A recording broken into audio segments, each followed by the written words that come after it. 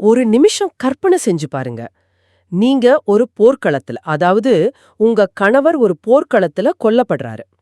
நீங்க 2 சின்ன பெண் குழந்தைங்களோட எந்த ஆதரவும் இல்லாம நிராதரவா நிக்கிறீங்க. ரொம்ப துயரமான ஒரு நிலைமை அது. ஆமா, துக்கம் தொண்டைய அடைக்குது. ம். ஆனா அடுத்த நாளே உங்க கணவரோட சகோதரர் வராரு. வந்துட்டு உங்க கணவர் விட்டுட்டு போன மொத்த சொத்தையும் ஒரு சின்ன நாணயம் கூட மிச்சம் வைக்காம எடுத்துக்கிட்டு உங்கள நடுத்தெருவுல நிறுத்துறாரு. நிஜமாவே கொடுமை. நீங்க போய் நியாயம் கேட்டா சட்டம் இதுதான்னு அவர் மார்த்தட்டுறாரு. இப்போ இத கேக்குறவங்களுக்கு தோணலாம் இது ஏதோ சினிமா காட்சி அப்படின்னு. ஆனா இல்ல.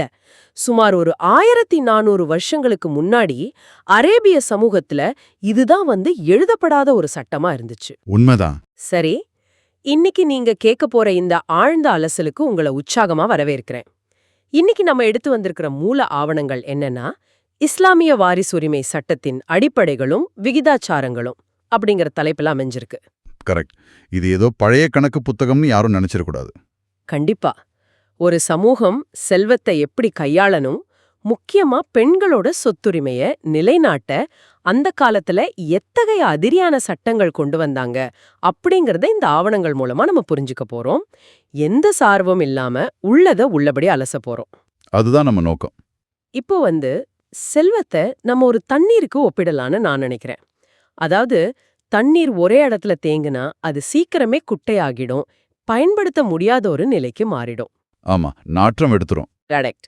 ஆனா அதே தண்ணீர் பல திசைகளிலும் பரவலா பாஞ்சா பலருக்கும் அது உயிரூட்டும் இல்லையா?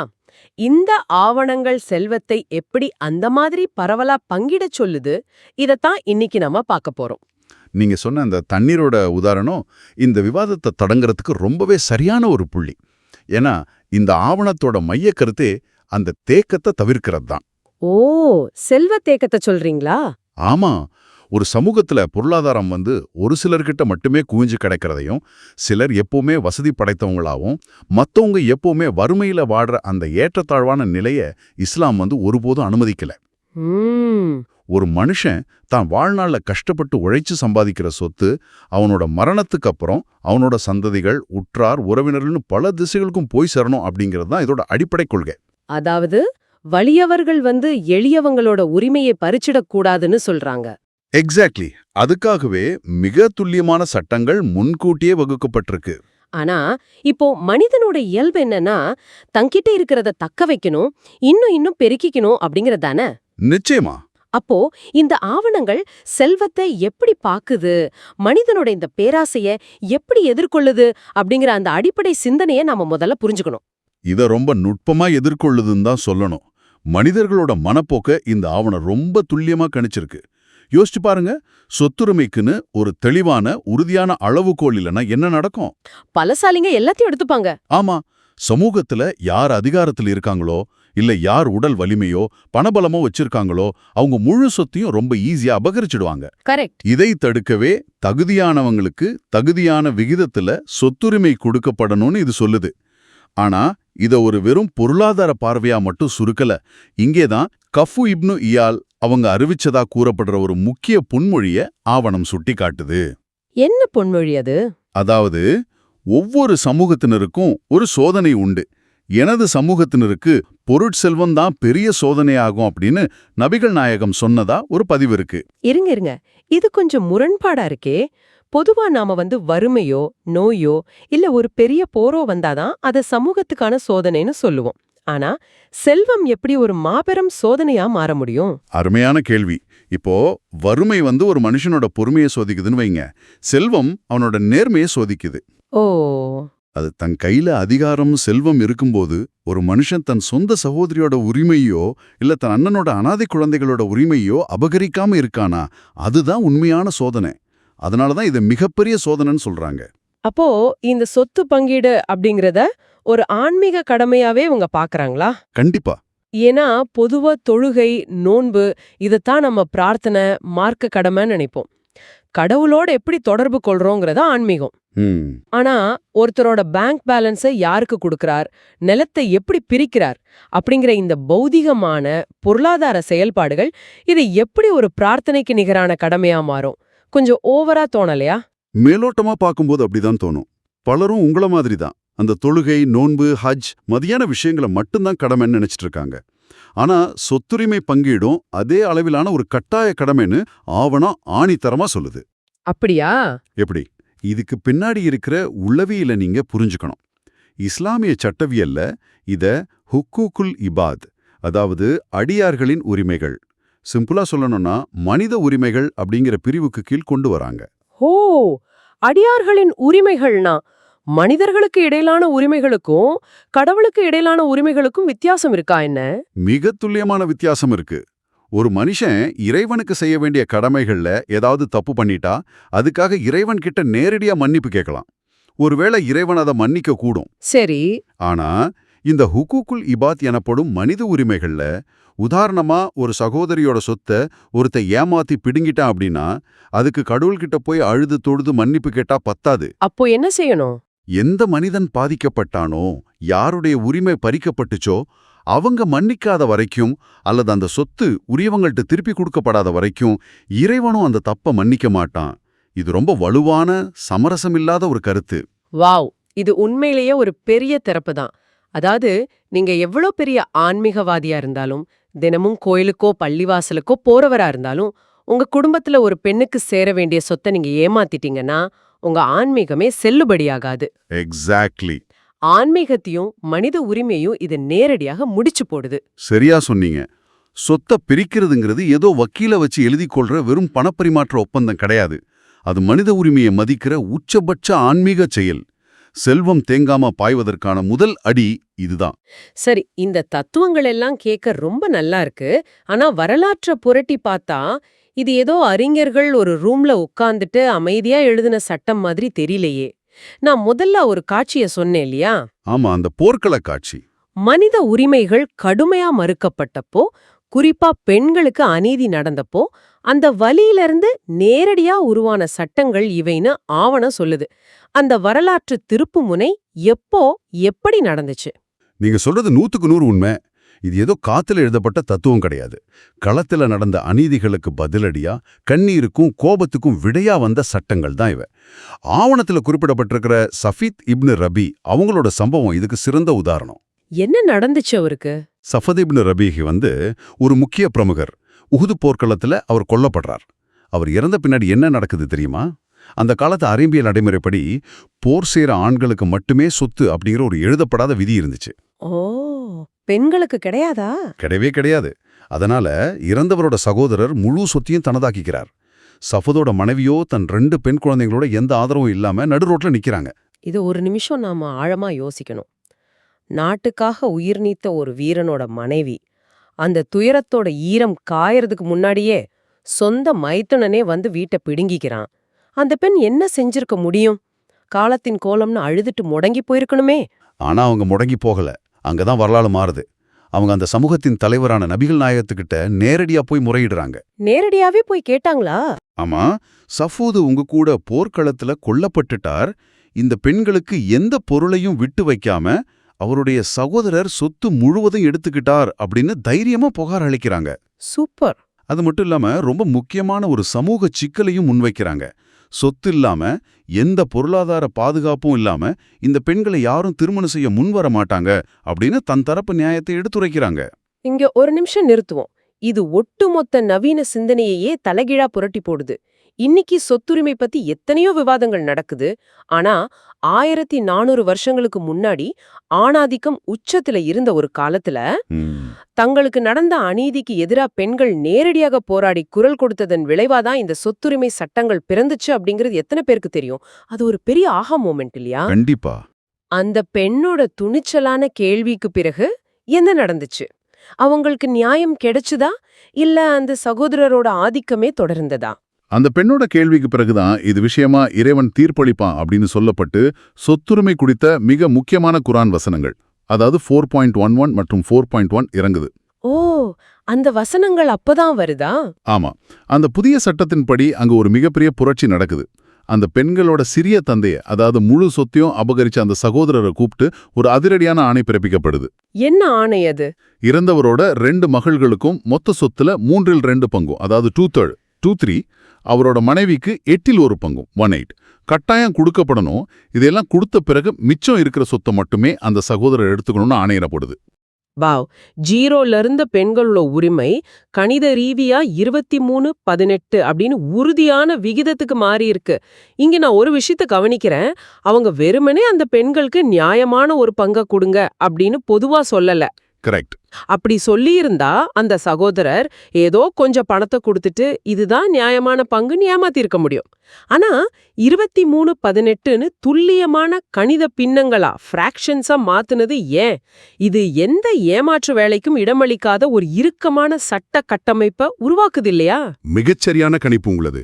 இந்த பின்னங்கள், சதவீதங்கள் எப்பவுமே உணர்ச்சிகளுக்கு அப்பாற்பட்டவை. கொஞ்சம் குடு அப்படிங்கிற வார்த்தையை யார் வேணாலும் தங்களுக்கு சாதகமா வளைக்கலாம்.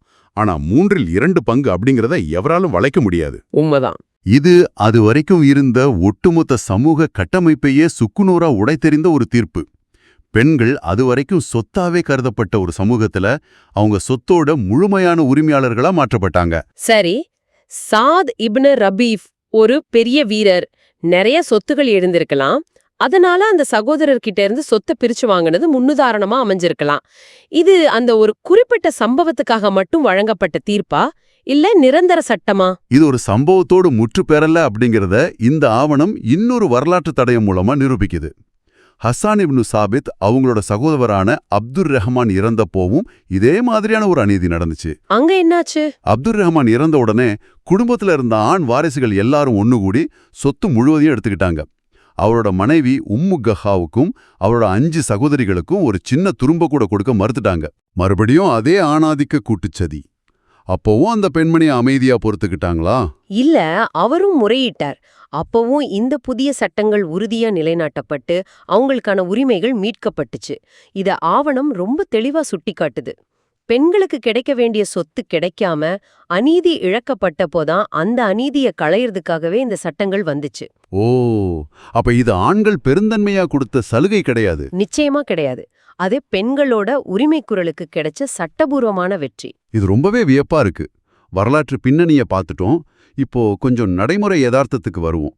ஒரு பணக்கார குடும்பத்துல ஆயிரக்கணக்கான ஏக்கர் நிலம் இருந்தா அதுல 23 பங்கு 18 பங்குன்னு பிரிக்கிறது ரொம்ப ஈஸி.